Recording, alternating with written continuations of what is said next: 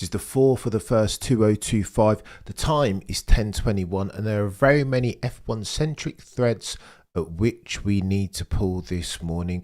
Oh, and by the way, Happy New Year. If this is the first stream that you're joining, we're here to talk and converse and go back and forth. Call out each other even on our F1 ball feathers respectively. Why else would we be here but to have an F1 conversation? This is the Saturday morning show, and this, ladies and gentlemen, is what happens. We got to talk about Mika Hakkinen and Lewis Hamilton too. Of course, that's the biggest story going into 2025. So too will we talk about Lewis Hamilton's testing program, and so too, finally, last on the docket is of course Flexi Wing, because Frederick Vasseur, team principal of Scuderia Ferrari, has had some things to say, highlighting how important he thinks the battle for Flexi Wings, both front and rear, will be in deciding who will be the champions, both constructors and drivers, in 2025.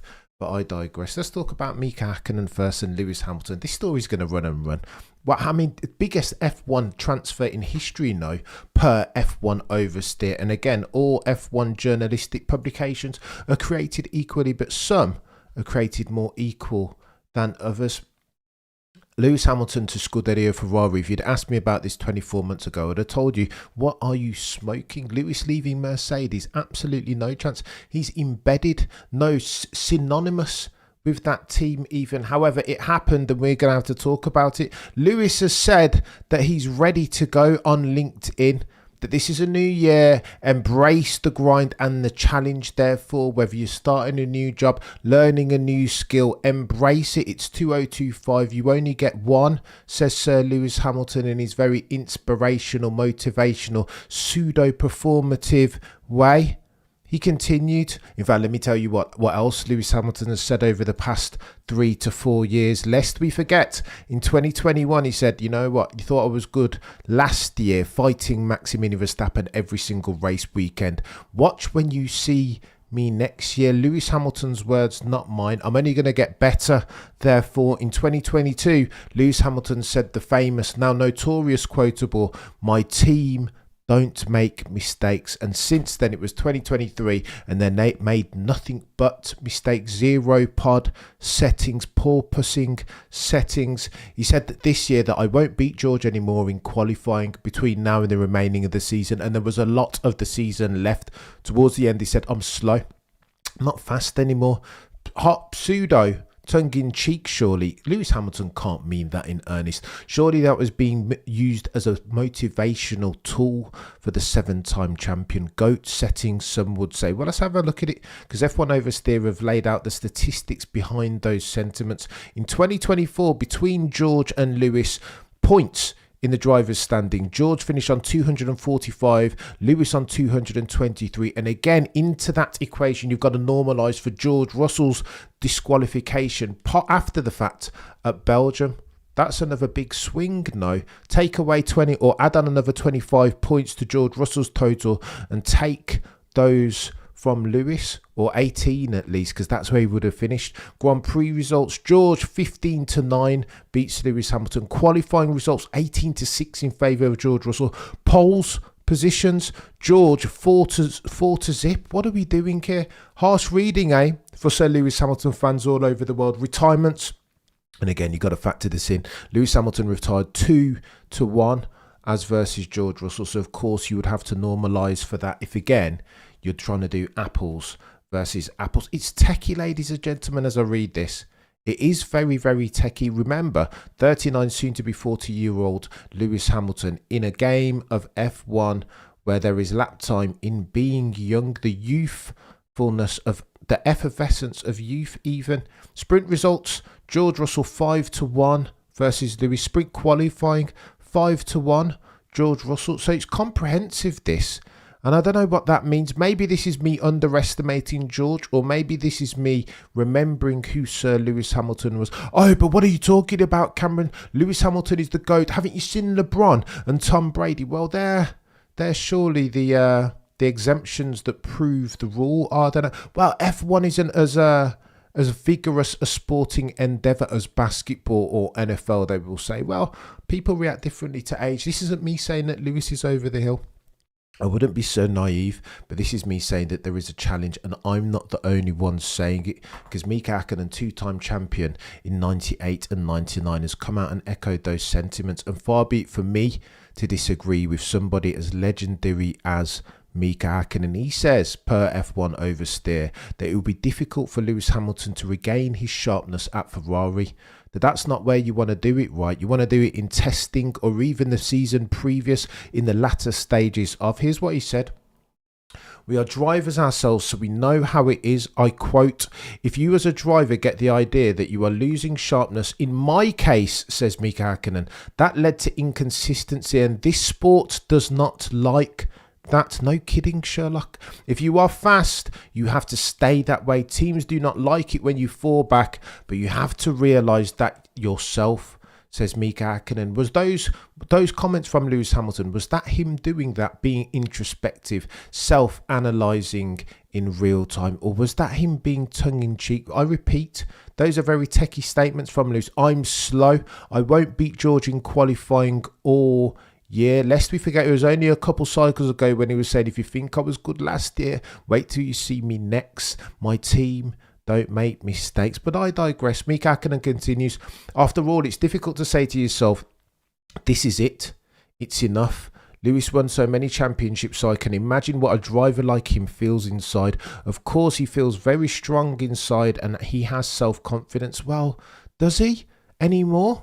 Not if you're taking him at face value, but again, maybe the antithesis argument is that he struggled with the bloody car, and that Lewis is the guy that if you're going to get 10 tenths out of him, if he's going to be full send, optimised for his chances of winning races and therefore championships, that he needs the car. Confidence in its stability on the rear, the ability to be last of the late breakers, have confidence that the car's not going to do the snap oversteery thing that the W15 has made an industry out of. Mika Hakkinen continues. He thinks, yes, I can do this because I know exactly how Formula One works, how racing cars work, and how engineers ensure more performance on the car. But if you lose that sharpness, it's difficult to recover it. Will that suddenly change next year? Well, says Mika Hakkinen, and I quote, I speak from my own experience when I ask myself that it will be difficult. I don't know where to go with this chat. You guys let me know. It's damning for Mika Hakkinen to say that. The supposition, I understand, interpret it as follows. If Lewis is doing one of these, is indeed on the downhill, not past his prime per se, that would be that would be disingenuous even of me to argue that. I don't know. Who knows? We don't have evidence to back that up to say so definitively. But if we're arguing that his form is on the downslope, do you think going to Scuderia Ferrari and Maranello next year is somehow going to push that button? Well, in the eventuality that they can build him a car using which he has the confidence, rear stability, last of the late breaker settings, no snap oversteer, drivability on 12, understeer and oversteer of the snap variety on 0, then Lewis Hamilton can become himself. Some have argued that a different environment should help him then. Sometimes you just need to cut off the gangrene, and the relationship between him and Mercedes, Toto the boy who cried wolf et al, James Allison, had become toxic now. He told them what he wanted. Move the seat back. This porpoising thing isn't going to work out. Zero pod. What are you talking about? Why don't we take this design philosophy? And what did Mercedes do in defence of Sir Lewis Hamilton? They went and offered him a 1-year contract when he wanted a multi-year ambassadorial role. Can't get that signed off because Ola Kalunius won't do it. We don't give 39 soon to be 40-year-old drivers multi-year contracts, they said. How about the altruistic activities? Will you inject into it $100 or $200 million US dollars, just like Scuderia Ferrari have pledged? Well, ifing and butting. That's what Mercedes did. And of course, Lewis Hamilton is a sensitive person and would feel undermined, therefore, as a sporting athlete. It's techie, crap mods. Lewis's job is to sell Ferraris, like Checo's job was to sell drinks. He'll do bloody Nora AU. What are we doing here? Is that the only reason why they brought in Lewis Hamilton? Surely not. Surely, even if Lewis Hamilton's performance won't be what we saw in 2018 or even 2007, there is advantage, no lap time, durable competitive advantage in having him mentor Charles Leclerc. Look, Charles Leclerc, right, you know that Charles Leclerc, modern day Jean lazy. Why? Well, because he makes a lot of mistakes, or has done in the past at least. This year, trending them down to 0, and that's upside for Charles Leclerc, finally becoming who we know and hope he can become. 27 settings, more Gilles Villeneuve than modern day Jean lazy. Here's hoping, but there's still mistakes in there, right? There's still mistakes, there's still naivety. His race management, he's been better this year, I will say that, but has it been perfect? I think he's still got a way to go, especially if he wants to win a championship, for which all roads go through Maximilian Verstappen. Oh, and by the way, if we're talking about acclimatization, all nonsense believers are still in. Oh, trust me, right, it's techie. It is techie. Benzi, Miss Horacio, Lucas, why doubt him, Cam? As a fan, irrespective, here we go, Lisa, I'm glad you pitched this question before we go across to the testing thing. Why doubt him, Cam, says Lucas. As a fan, irrespective of the facts being presented about head-to-heads with George, etc., never doubt it. Lucas, faith is belief without evidence. And that's just simply not the way that I'm wired. If you want to do that, Lucas, and any of us Sir Lewis Hamilton fan, Mama Cameron included, then that's fine. I can't convince you otherwise, nor will I try. However, the way in which I ingest my very unique brand of Formula One is to test and verify, trust and verify even. Listen, I know Lewis was brilliant in 2018, one of the best that I've ever seen. If we were to have this conversation in 2006, 07, 08, you would have heard me waxing lyrical about Lewis Hamilton then, being a paradigm shift as a driver, doing things that I've never ever seen any other driver do, Schumacher, Ayrton Senna included. That was him then. We're talking about the entity that is Lewis Hamilton in 2025 now, though, Lucas. Things change over time, right? And the beauty in having a mind is the ability to change it on being presented by new evidence. Lucas, I cannot have faith. I'm analysing the evidence that I see in real time, and it's irrefutable. Look, George Russell is a killer of an F1 driver. Go and ask Jake Aitken. Do you know what I mean? An absolute killer if ever I've seen one. Ruthless, singularity of focus. One day I've no doubt that he'll be a champion. And last season was proof positive of that. But for me to look at that evidence, Lucas, and do one of these, I would therefore be an abbot of unreason. And what we'll never do, Lucas, for the avoidance of that, for the first time in 2025, is sacrifice truth, value and objectivity at the altar of partisanship. Not now, not ever. I cannot, no, I won't do it. It would be disingenuous of me. You guys would have to call me out more than ever now on my bull feathers. That's the reason why, Lucas. As much as I love Lewis Hamilton, there can't be bias involved in this. Oh, and by the way, we need to talk about his testing program, because motorsport.com Italy are talking about it. Look, Lewis Hamilton will need to embed within that team and get his head around the car. Frederick Vasseur says they're not going to build a team nor a car around the proclivities, the preferences of one Sir Lewis, Carl, Davidson, Hamilton. They won't do it, and I'm not sure they should. Can argue about the stubbornness of Scuderia Ferrari, potentially to a fault, and Frederick Vasseur, potentially to a fault. But I think in this instance, they're right. Final year of the regulations. Why would they do one of these? A complete paradigm shift as far as their design philosophy, their operational infrastructure, all in the name of Sir Lewis Hamilton. I would see you that, and I would raise you this.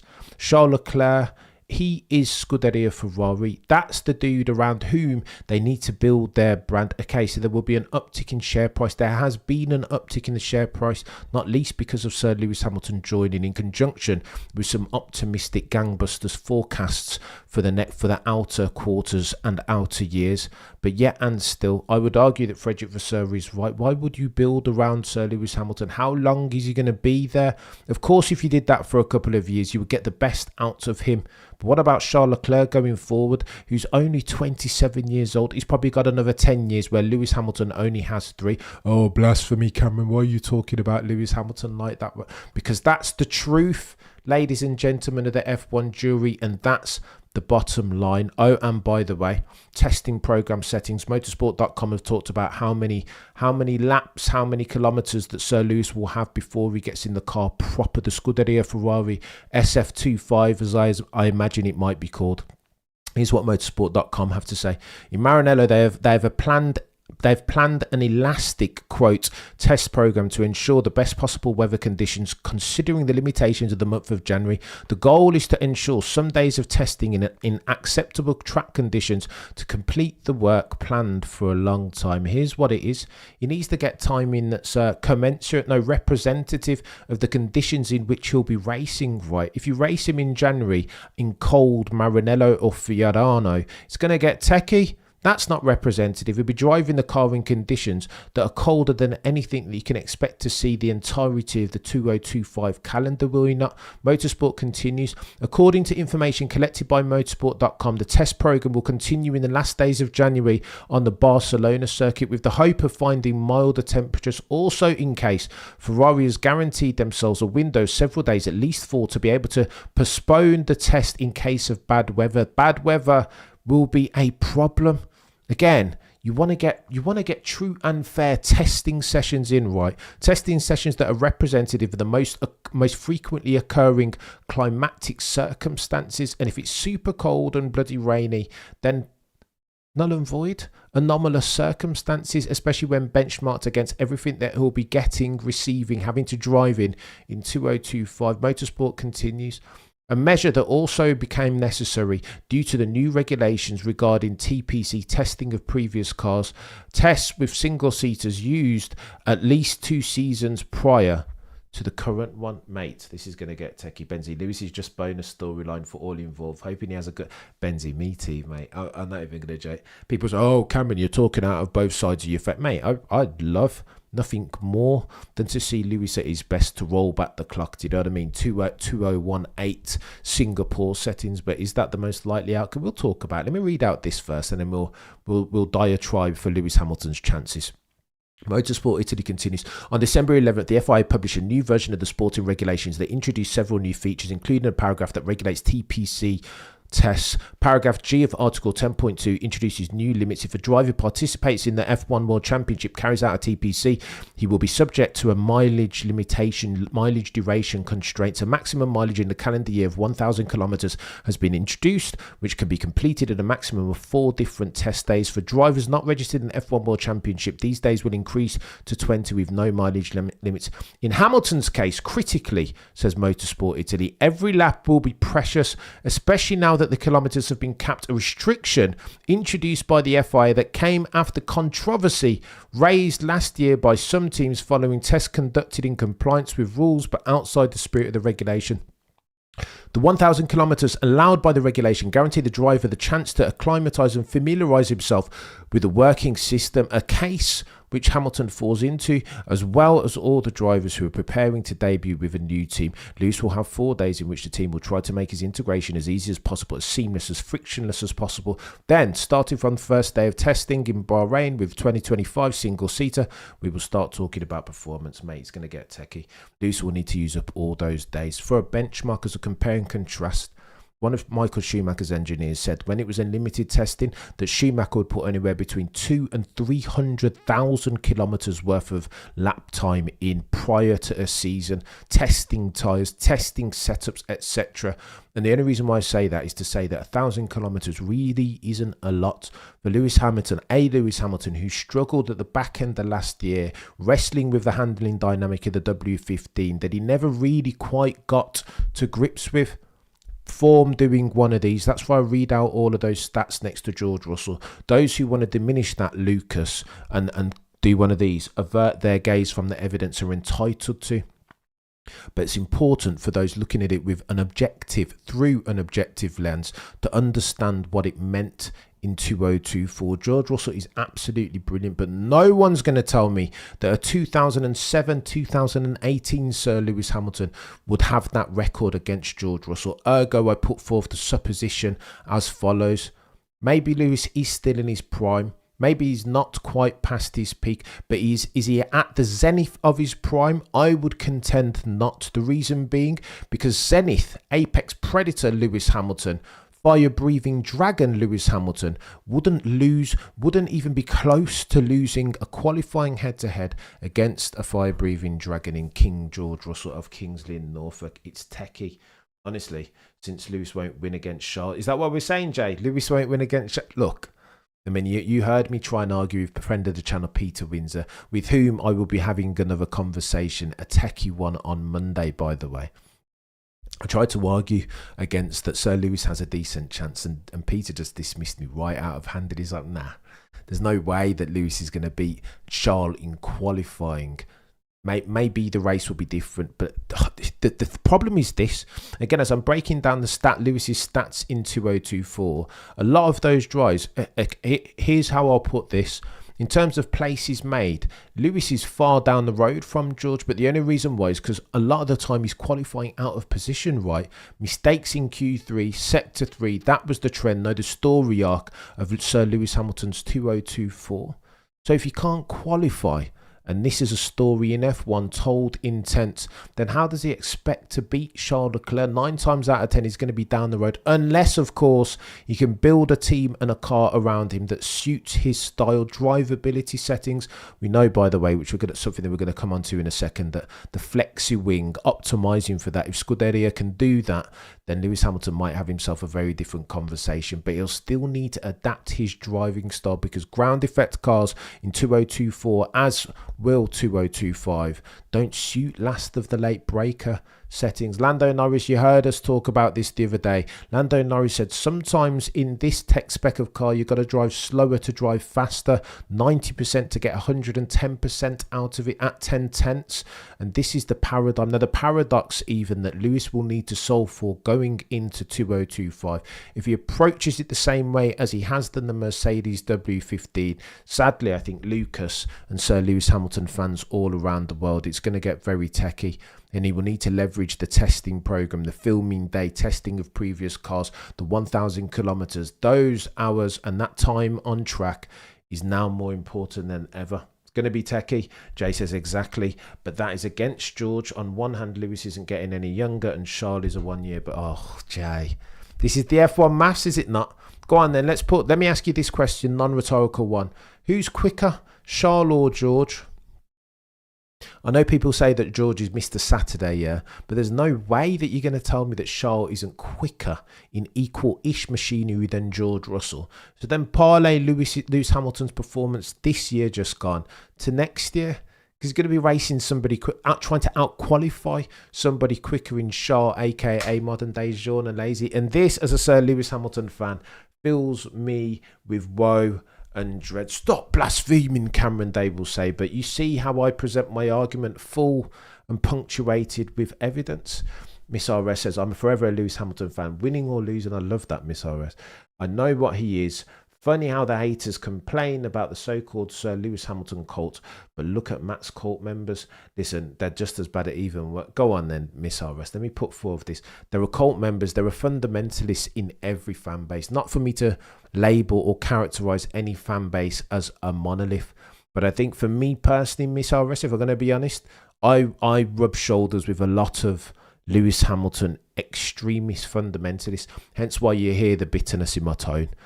Lewis Hamilton fans who are trying to tell me about what F1 is, that I don't know anything, and I've been watching F1 100 years. Do you know what I mean? And that for me just feels nonsense. Even Lucas there, you see Lucas's sentiment. I would love to jump on board the good faith, the good ship Lewis Hamilton, 100% faith settings. But the analysis tells me something different. 9-1, by the way, is a decent price. This isn't financial advice, but if you fancy yourself a cheeky Sir Lewis Hamilton victory in the 2025 championship, 9-1 isn't bad, right? They're saying that he's got a 10% chance of winning. I would argue it's more than 10%. Miss RS, I will give Max or whoever credit. Miss RS, and that's why I love you, you know, because you are objective in the way that you ingest your Formula One. When Max is due credit, listen, let me tell you this: as much as Sir Lewis Hamilton fans and or Max Hamilton, yeah, of course, Cameron, Max Verstappen naysayers will try to throw water on Max Verstappen's flame, rewind back to 2000. It's such a shame. Honestly, I feel like one day we'll dig out the videos because I've still got them on a Google Drive somewhere of me reacting in earnest to 2006, 2007 Lewis Hamilton. I just couldn't believe who this was. This is why I draw this dotted line between the story arc of Max and Lewis, because they are so different in who they are, but so similar in terms of their sporting endeavour par excellence. They're doing similar things. Brazil 2024 and 2016 from Max, so bloody similar, almost mirror images of 2008 Silverstone, but Lewis Hamilton then. Some of Max's performance, if you just change the year and the name, exactly the same, twin of some of Lewis Hamilton's exploits. You can argue better or worse, but they are... Max is changing the game now, just as did Lewis Hamilton. 2021 is chaos, you know. We'll talk about 2021 later on.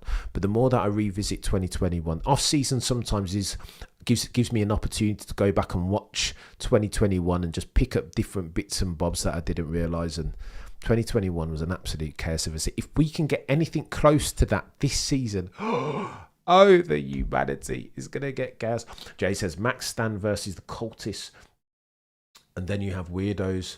But oh my gosh, the Charles mate.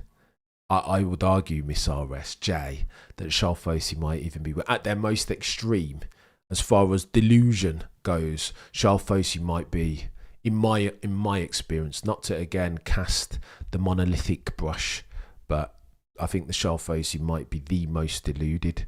When I've heard people arguing, Shez even on the bloody channel, right, when we had a shakedown many cycles ago, tried to say that Charles Leclerc, bless him, never doesn't make mistakes. And this is the thing. And if he does make a mistake, not Shez, other Charles fans, but if he does make mistakes, it's Carlos Sainz's fault. What? Unbelievable. I don't know. Abbott's of unreason for the most part are those with whom I've interacted as far as the Charles. Cam, do you rate Kimi as being fast enough to outqualify King George Russell of Kingsley, Norfolk? You mean? Put some respect on his name. Mark Hughes on the Race Podcast. Go back and look at I'll link it actually. The Race Podcast, they do a brilliant job. It's Mark Hughes, Nelson somebody, whose name I forget, excuse me. And it's I can't even remember the other dude's name. Whatever. Race Podcast. They do a really good job of analysing Kimi Antonelli. And Yuzi, you'll recall, was the guy who said that Kimi Antonelli was 2 to 3 tenths quicker than the rest of the F2 bods, per information that he'd got from engineers at the time. How techie is that, mate? I think, look, I'll say to this, Jay, I think there will be times when Antonelli will outqualify George, which is chaos. But equally, I think there'll be times when Antonelli will find himself yeeting it into the barrier, just as he did in FP1 at the Italian Grand Prix. It's a fine line, pushing it, is it not? It's very, very techy. So I don't know. I'm hoping that Antonelli can nail it. I think we'll see glimpses, potentially at Monza, by the way. Potentially at Monza, it will get very techie, as you can hear my little man in the background. Charles make himself look great, beating Lewis consistently. I think it'll be close between them. You'll have glimpses per Peter Windsor. I'll defer to Peter's infinite F1 wisdom on this. You will have glimpses of Lewis Hamilton greatness, but how frequent or infrequent, that's the point that we'll need to go back and forth in debate, right? The principal point of contention. Jay says, Laflosi is still somewhat funny in their delusion. They are like Ferrari next year is off. But some of the cultists are just self-centered crybabies. And Max Stan, oof. You'll get them everywhere. I'm not going to say that any one fan base is immune from a bit of delusion or whatever, but it just so happens that my unique brand of Formula One, plus the fact that Lewis Hamilton is probably the first, apart from Michael, the first mainstream crossover superstar in F1 history. Senna too, but we're in a different era. Drive to Survive, social media, so it's hard to do the apples and apples. And born of that is the fact that so many Lewis Hamilton fans, we converse and we talk, and then I'm like, hang on, Mama Cameron I always cite Mama Cameron, but it's important for me to, as a function of the conversations that I'm having. And Mama Cameron each and every single time fails to acknowledge Max Verstappen and what he's doing by dint of the extremity of her Sir Lewis Hamilton bias. That's the lens through which she watches her F1. And I cannot, no, I will not do that. Truth, value, objectivity cannot be sacrificed at the altar of partisanship. Never, ever. Can't do it. So that's why me and Mama Cameron are arguing so much these days. Mama Cameron, did you watch Max Verstappen at Brazil? No, I turned it off. What? Because Lewis Hamilton wasn't involved. So Lewis Hamilton fans, I don't think, if my first-hand experience is anything to go by, aren't even watching Formula One at the moment. Not interested. Once he gets in the red car and the yellow badge atop the black prancing course, then it might be a little bit different. Even Lance isn't alone. Oh my gosh, we're going to talk about Lance. I put out the poll the other day, didn't I? Donkey of the year, and didn't include Lance, for which I got a lot of flack, which is techie. Max can't win no championship in a non-cheater car. Oh my God. Go on then, Michael. Let's do this as we round third base. Michael, what were we just talking about a second ago about bias and partisanship and objectivity? Michael says, Max can't win no championship in a non-cheater car or getting hand-gifted wins from the FIA. He never won a championship on speed alone. Are you having a laugh, Michael? Michael, were you watching 2024? What? Did you see the second half? What's going on here, Michael? I just can't. You can't even, Michael. I think you've done that deliberately there and tried to get me to go scorched earth. I can't even argue that in good faith. Okay, so maybe RB19, so 2023 settings. That's a different matter altogether. Of course, he had the quickest car, but then when you normalise, the big argument was, Michael, by so many, Miss RS, Mama Cameron's killing me. So the big argument from Max Verstappen naysayers, Lewis Hamilton fundamentalists, was exactly that given adversity, that he'll lose his mind again and crash the car. Okay, so you got glimpses of that in Austria, let's say. Do you know what I mean? But apart from that, Hungary too a little bit. But apart from that, he was bloody impeccable. This is just the truth of the matter of the fact. Just as was Lewis Hamilton when people were trying to call him out for his celebrity lifestyle and all those foolishness things. And then all of a sudden he goes and flies to Fashion Week and Met Gala and then comes back the same week and then does Singapore 2018 qualifying as if it's, do you know what I mean? As if it's nothing.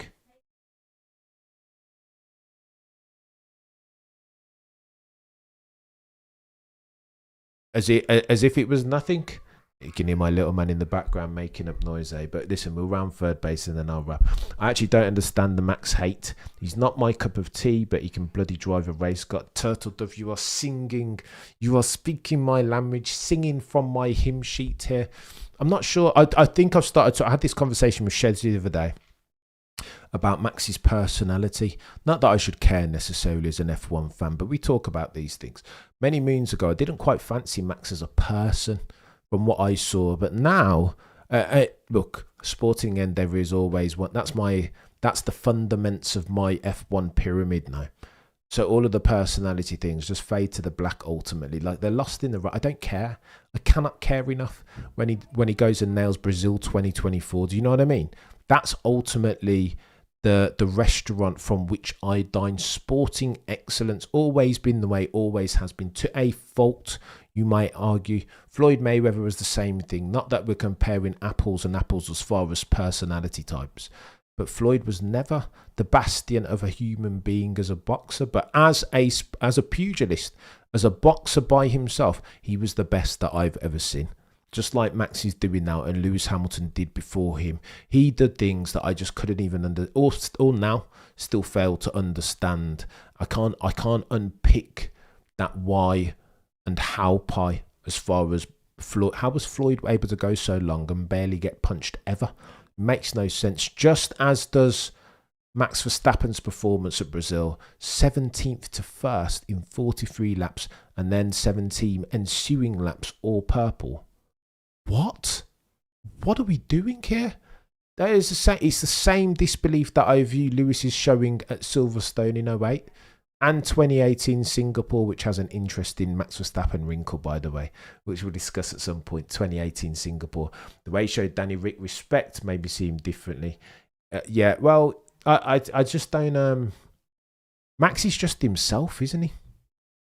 This is the criticism. When you talk to non-F1 people about Lewis Hamilton, as I did with my other half the other day, they don't often have good things to say about Lewis, which I don't think is fair. I don't think it's entirely fair, but I understand the criticism. It's a weird one where it's like one day Lewis has got his fashion cap on and the next day he wants to be an F1 driver pure and pure, and the next day's he wears many different hats, and I think that can be confusing for some non-F1 fans in particular. Who is he? Who is it? It's the same issue that Lennox Lewis had many moons ago as a pugilist, as a boxer. Is he a chess player, they said, or does he knock out like boxers for a living? It's hot. It's and I don't hate that Lewis is very different as far as an F1 driver, because he is that. He's not just an F1 driver, but as far as ingesting who he is as versus Max Verstappen, it's more palatable for some that Max is just a racer. You know what I mean? Very simple, straight up and down. He's going to come in, he's going to nail the race, do what he can to win 25 points, everything in his power to gain 25 points. And then he's going to go home and jump on the sim. Full stop, new paragraph. Do you know what I mean? That's all that Max Verstappen is and probably ever will be. He's got no aspirations to do the altruism thing like Lewis Hamilton. And some will leverage that at Max as a criticism and at Lewis as praise. But again, probably out of scope for me as a noddy B-spec F1 mind. I think Newey is going to take stock for a year. 26 for Newey, Jay. I agree with that, Turtle Dove.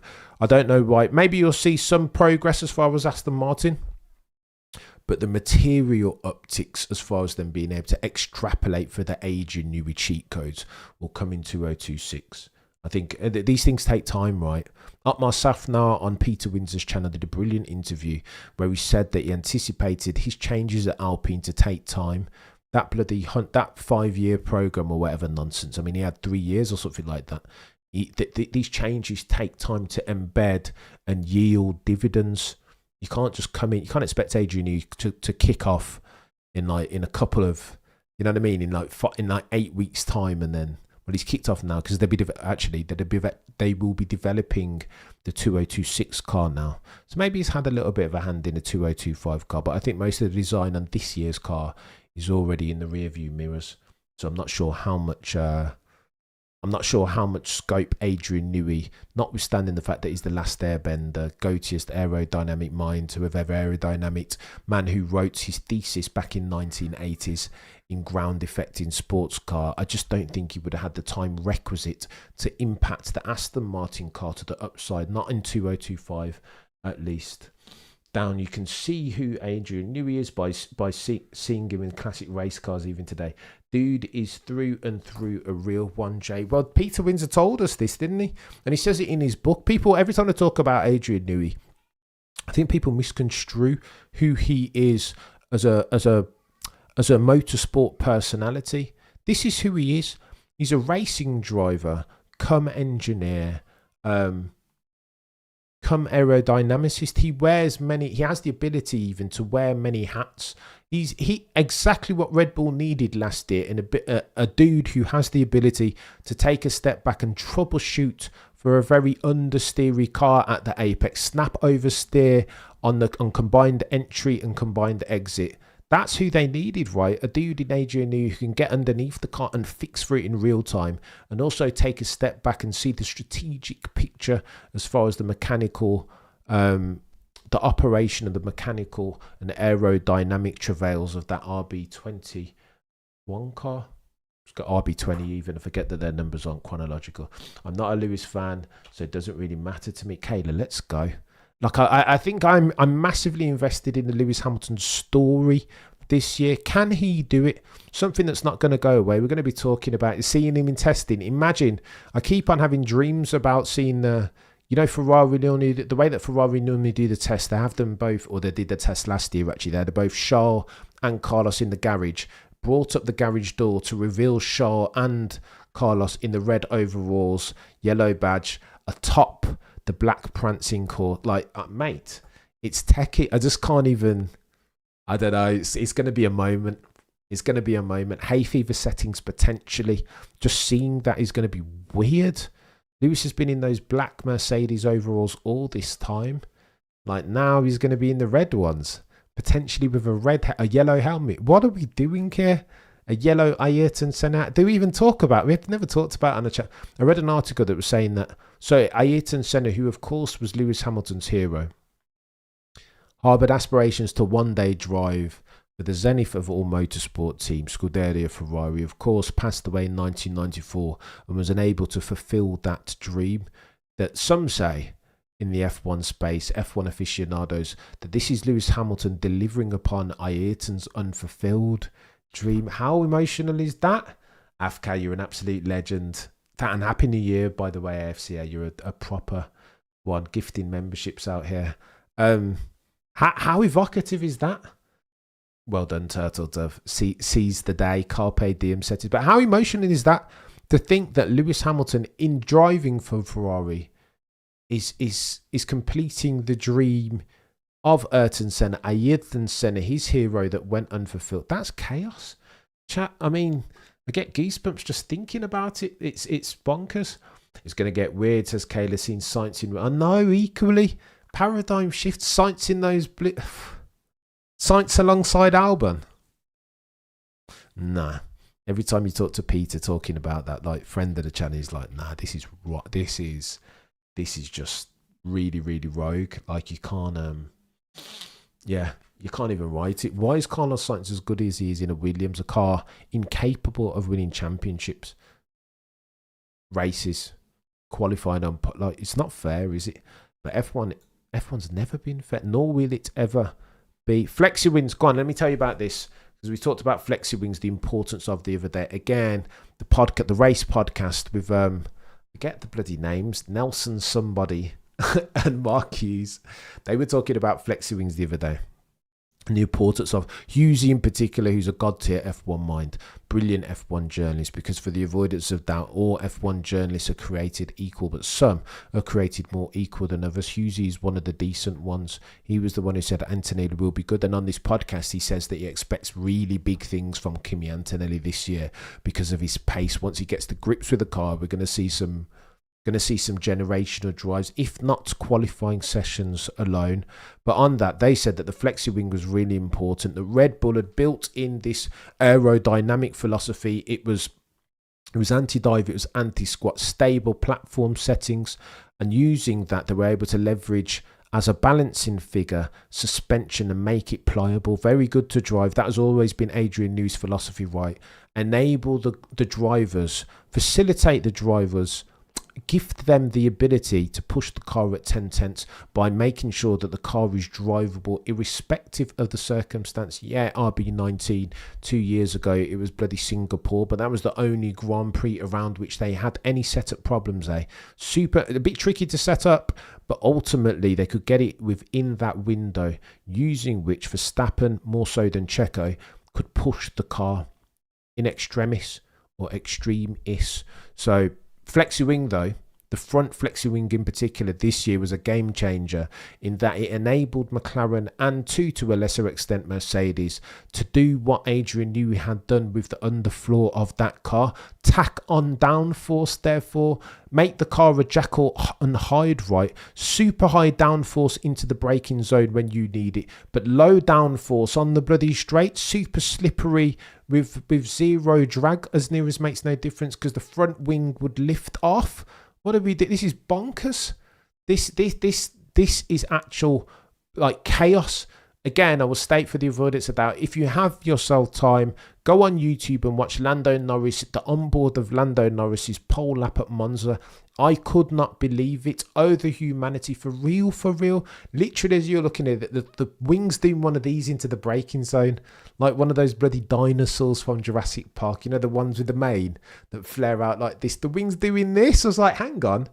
Orthogonal to the foundation plane of the front. Like, this didn't even make no sense. And then the FIA come out and say that we're not changing the load test, just as they did then when all the other teams are moaning about it. What are we why are the FIA so daft? This is going to be a pivot. This is going to play. It's a seminal for the FIA to say that now. They said it then and then revisited it. They reneged on their initial stance. Said, hang on, we've got to do something here. Even though the wing is passing the load test, you can see in real time as F1 Reddit and Twitter went mad The FIA realised they needed to do something. What now? They've said that they're going to keep the load test. They'll revisit this.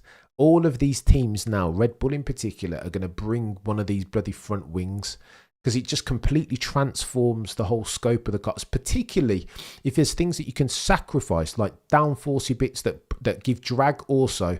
Again, remember what you want on an F1 car, particularly in ground effect era. You want it to be super downforcey, but minimise for drag. That's the epitome of that thesis, that wing, the front wing that does one of these in the braking zone and then backs off on the straight. Like that's it. That's it personified. A super downforcey bit that gives you no drag on the straights, because the car's bloody changing in real time. That's why they banned these bloody, it's not active aero, but active aero E, these bits that flex per se in real time. What happens with that next year is going to be really important, because take this to the bank. All these teams will be building. Red Bull couldn't do it last year because of cost caps and budget constraints. They will, over the course, towards the end of last year, they will have a rear wing for sure, definitely a front flexi wing, because what did Red Bull struggle with in 2024, if not understeer settings on the apex in the middle of the corner?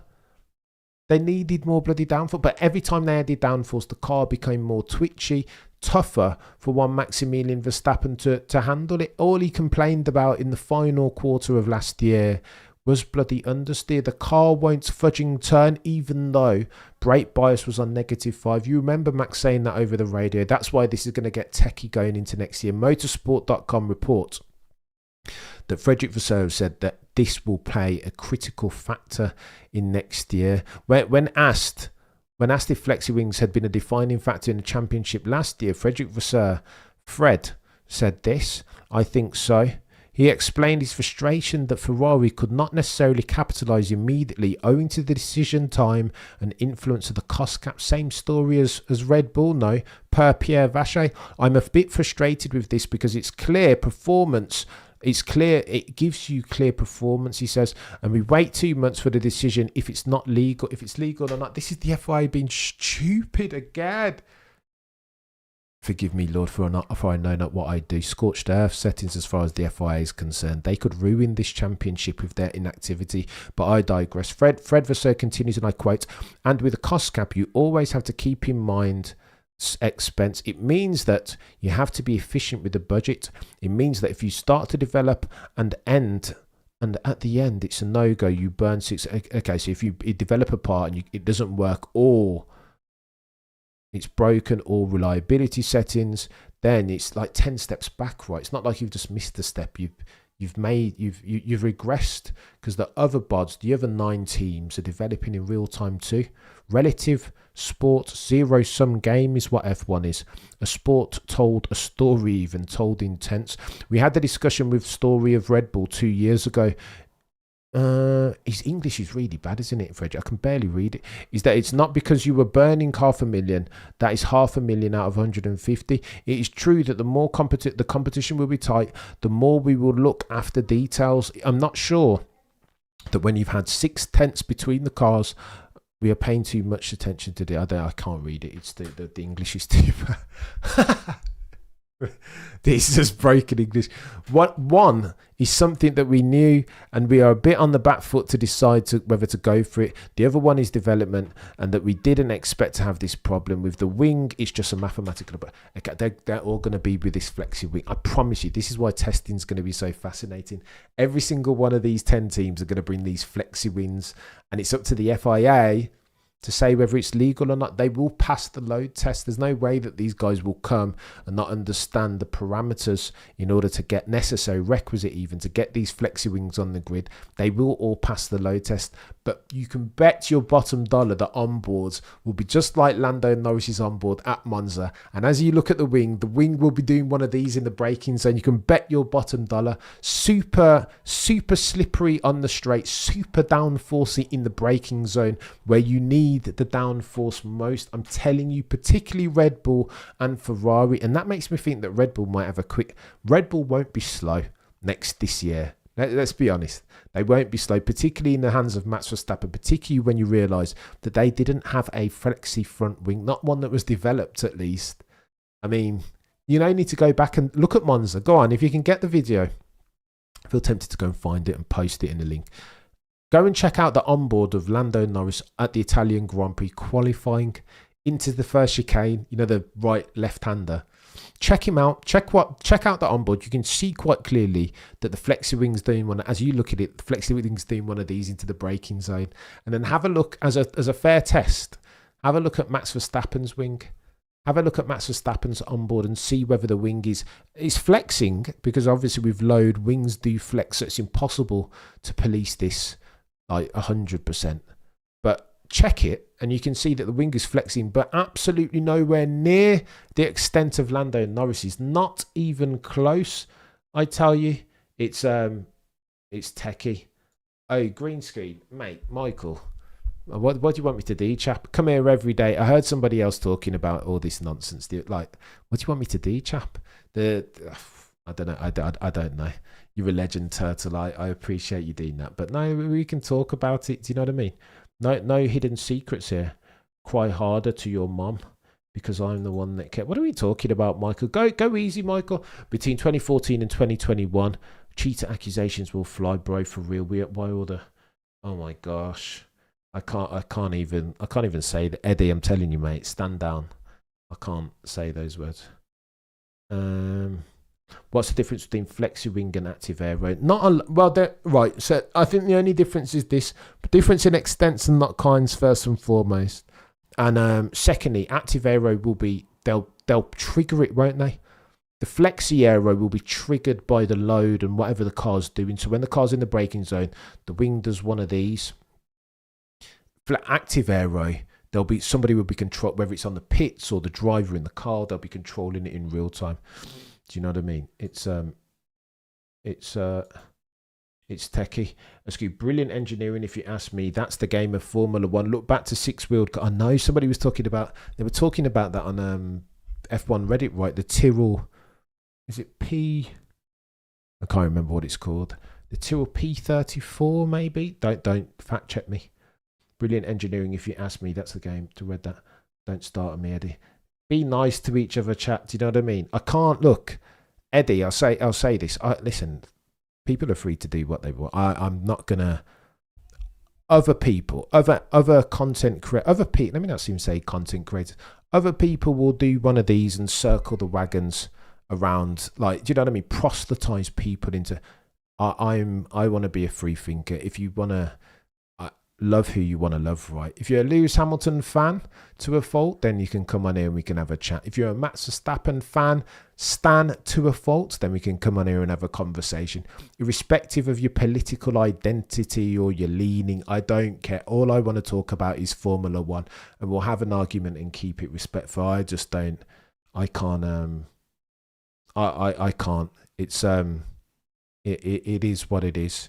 If you remember, if you like another channel, then you're welcome here. I'm apolitical in that sense. All I want to do is talk about F1. I'm looking forward to the season, says Turtle. Me too. You guys are legends. Look, I'm going to go and run before it gets too techie in the comments. I would love to come on here and be disparaging about certain people that I don't get along with, but I just can't. What would that make me?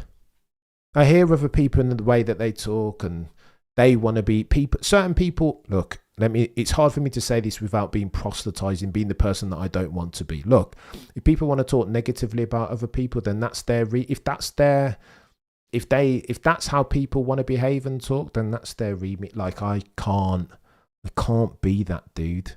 I can't even talk disparagingly about people that want to talk disparagingly about other people. Can't do it, won't do it. I'm too I need to go to bed and sleep well at night. Do you know what I mean? With who I am as a person. Forget it. I can't do it. I would love to. One day maybe you'll get me to go scorched earth and start talking some serious things about like other, but I mean it's a brand new year and it would be disingenuous of me to do that. I just can't. Not fair. Rango, you're a legend. Thank you so much. Life is too short as well, Max.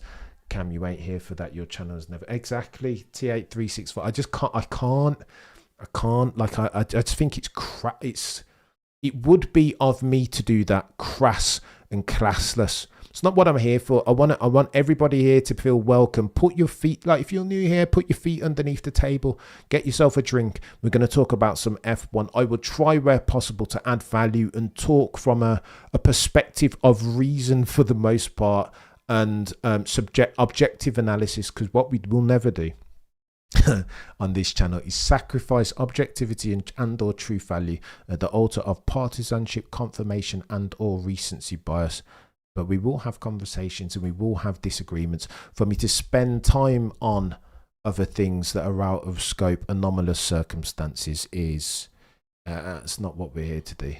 But do you know what I mean? Well, you guys can talk about it if you want to in the chat, but I won't engage in it necessarily, because that's just not who it's not the way I was brought up.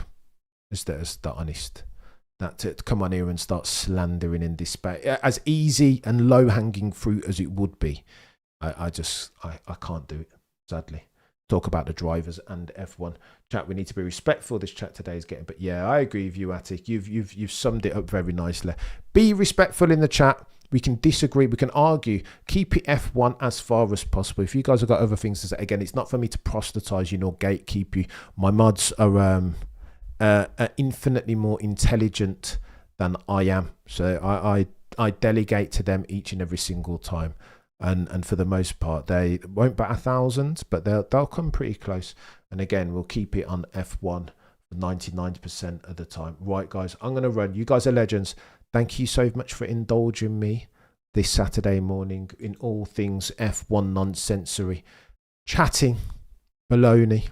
But again, my very unique perspectives on F1. I hope you've enjoyed it. It's going to get techie. Same time tonight, 8 p.m. We'll be discussing anything that's transpired. The new cycle is doing one of these peaks and troughs, but there are still many things, very many F1-centric threads at which we should pull. Going to get techie, ladies and gentlemen. Prosecution rests. No further questions, Your Honour.